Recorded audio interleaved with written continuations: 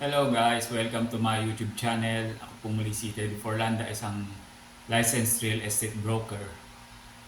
At ito ang aking daily grind. So ito po ang aking panglimang araw. At madalas ang panahon po natin ngayon nag-uulan-ulan. By the way, ngayon po pala ay Friday, September 20. Tama po ba? 2024. At wala tayong gaanong nakukuhang mga inquiries sapagkat siguro dahil nga maulan ang panahon at meron yatang bagyo. Kanya ngayon ang grind ko ay home office ulit sapagkat wala pang nagpapaset ng appointment para sa tripping o sa site viewing.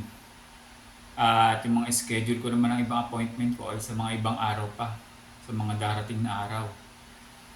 Kanya ang gagawin ko lang ngayon ay mag-check ng email, magre-reply sa aking mga inquiries, at maghahanap ng listing, magpo-post ng listing, at mag-update ng listing.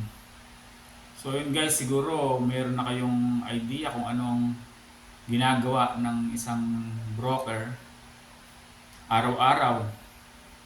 So yun po ang aking routine araw-araw. Grind talagang daily grind. Dahil masaya naman ako sa aking ginagawa, kanya na-enjoy ko bawat oras na lumilipas.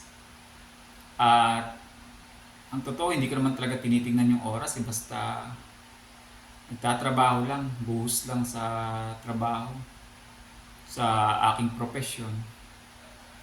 Ganun po pagka tayo ay masaya hindi natin namamalayan ng oras Ang bilis pala lumilipas pagka ikaw ay abala.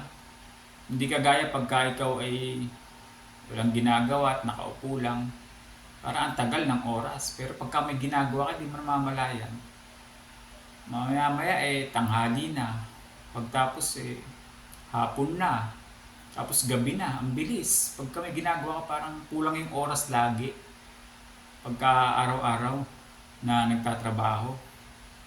Lalo na kagaya sa akin, nag-uumpisa ako mga 8 or 8:30 ng umaga. At ngayon inaabot ako ng hanggang mga 9 p.m. Pero pag wala na masyadong maaga rin naman ako natutulog. At pag may kliyente sa labas na minimit, 10, 11, ang ganong oras. Medyo mahaba yung oras na ginugugol ko sa buong maghapon. Pagka na-enjoy ko naman yung ginagawa ko, kaya parang baliwala lang. Nga po pala, hindi na ako nakakapag-jogging dahil napakadalas na nag-uulan-ulan. Itong mga nakaraang araw ay dito na lang ako sa bahay nag-exercise. So yan guys, ang aking update muna.